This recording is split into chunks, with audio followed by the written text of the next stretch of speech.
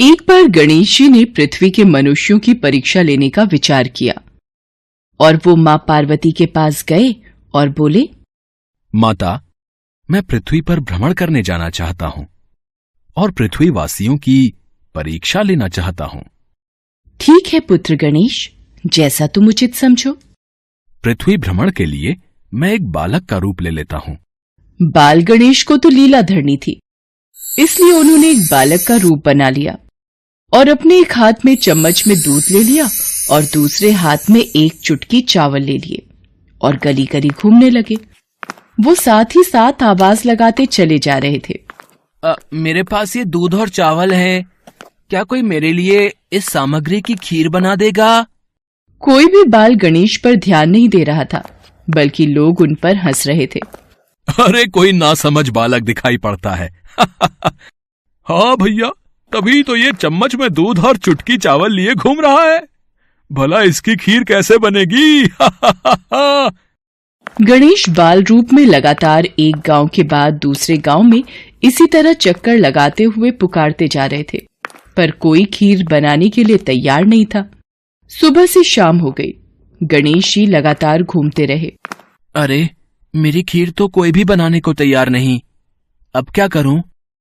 तभी वहां एक बुढ़िया अपनी झोपड़ी के बाहर बैठी हुई थी। गणेश जी वहां से पुकारते हुए निकले। कोई मेरी खीर बना दे, कोई तो मेरी खीर बना दे, मेरे पास ये दूध और चावल हैं। बुढ़िया बहुत कोमल हृदय वाली स्त्री थी। उसने गणेश जी से कहा, बेटा ला, इधर ला खीर का सामान, मैं तेरी खीर बना देती हूँ। माई, अपने घर में से दूध और चावल लेने के लिए बर्तन ले आओ। ठीक है बेटा, रुक, मैं अभी बर्तन लेकर आई। बुढ़िया एक कटोरी लेकर जब झोपड़ी के बाहर आई तो गणेश जी ने कहा, माई ये बर्तन छोटा है, अपने घर का सबसे बड़ा बर्तन लेके आओ। बेटा, बड़ा बर्तन क्या करेगा, जरा से तो दूध और चावल है। अच्छा रुक, लाती हूँ। बुढ़िया को थोड़ी झुंझलाहट हुई, पर उसने कहा, चलो बच्चे का मन रख लेती हूँ, और अंदर जाकर वो अपने घर का सबसे बड़ा पतीला लेकर बाहर आई। गणेश जी ने चम्मच से दूध पतीली में उड़ेलना शुरू किया। तब बुढ़िया के आश्चर्य की सीमा न रही। ये क्या चमत्कार है प्रभु, कुछ समझ नहीं आ रहा। बुढ़िया ने जब देखा दूध से पूरा पतीला भर गया है, एक के बाद एक वो सारे बर्तन झोपड़ी से बाहर लाती गई और उसमें गणेश जी दूध भरते चले गए। इस तरह से घर के सारे बर्तन दूध से लबालब भर गए। इसके पश्चात गणेश जी बुढ़िया से बोले, माई, मैं स्नान करके आता हूँ, तब तक तुम खीर बना लो, मैं वापस आकर खाऊंगा। बेटा, इतना सारा दूध और ढेर सारे चावल, भला मैं इतनी सारी खीर का क्या करूंगी? माई, आज तुम सारे गांव को दावत दे दो, मैं चाहता हूँ तुम्हारे हाथ की खीर का स्वाद पूरा गांव चखे। ठीक है बेटा, मैं गांव वालों को न्योता दे देती हूँ। बुढ़िया ने बड़े प्यार से मन लगाकर खीर बनाई। खीर की भीनी भीनी मीठी मीठी खुशबू चारों दिशाओं में फैल गई। खीर बनाने के बाद वो हर घर में जाकर खीर खाने का न्योता देने लगी। आज मेरे घर खीर का प्रसाद बनेगा, आप सब चखने जरूर आना।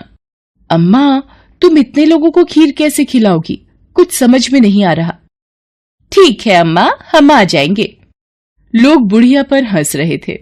बुढ़िया के घर में खाने को दाना नहीं और ये सारे गांव को खीर खिलाने की दावत दे रही है। चलो चलकर देखते हैं भाई, कौन सी खीर बुढ़िया माई खिलाने वाली है। चलो चलो। धीरे धीरे लोगों की भीड़ बढ़ने लगी। लोग खीर की खुशबू से खींचे चले आ रहे थे। सारा गांव बुढ़िया के घर में इकट्ठा हो गया। जब बुढ़िया की बहू सुमन को दावत की बात मालूम हुई, तब वो बुढ़िया के पास वापस आने से पहले ही वहां पहुंच गई। उसने खीर से भरे पतीलों को जब देखा तो उसके मुंह में पानी आ गया। ये माँ जी ने इतनी सारी खीर आखिर बनाई कैसे?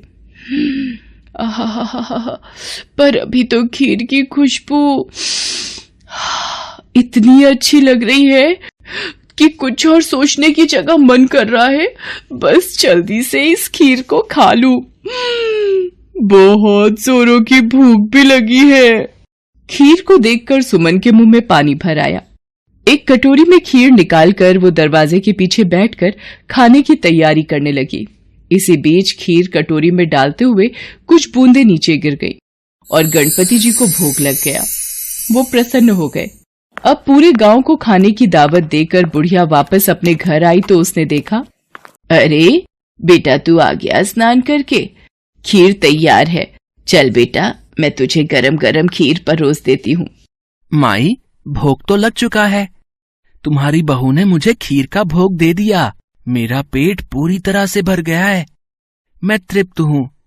अब तू खा, अपने परिवार और सारे गांव वालों को खीर खिला। पर बेटा ये तो बहुत ज्यादा खीर है, सबका पेट भर जाएगा, इसके बाद भी ये बच जाएगी। उस बची खीर का मैं क्या करूंगी? माई, जो भी बची खीर होगी उसे रात में अपने घर के चारों कोनों में रख देना। मेरे कहने पर तुमने इतने प्रेम से खीर बनाई, तुम्हें गणेश की चमत्कारी खीर बनाने का मीठा फल अवश्य प्राप्त होगा।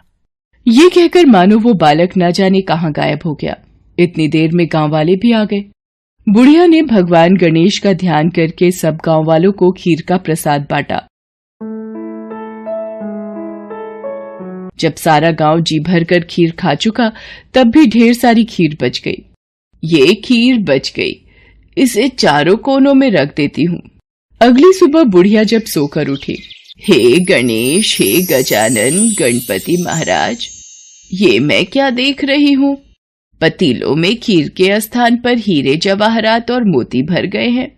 विघ्नहर्ता गणेश जी उस बालक के रूप में स्वयं आप ही आए थे। आप तो मेरे जीवन के वारे न्यारे कर गए प्रभु। बुढ़िया को दयालुता का फल मिल गया। उसकी सारी दरिद्रता दूर हो गई और वो आराम से रहने लगी। बुढ़िया ने गणपति जी का एक भव्य मंदिर बनवाया और साथ में एक बड़ा सा तालाब भी खुदवाया। इस तरह उसका नाम दूर दूर तक प्रसिद्ध हो गया। उस जगह वार्षिक मेले लगने लगे। लोग गणेश जी की कृपा प्राप्त करने के लिए उस स्थान पर पूजा करने और मान्यताएं मानने के लिए आने लगे। भगवान गणेश को विघ्नहर्ता और सुखकर्ता कहा गया है। वो अपने भक्तों के जीवन की सारी कठिनाइयों को दूर करके सुख, शांति, समृद्धि और वैभव प्रदान करते हैं।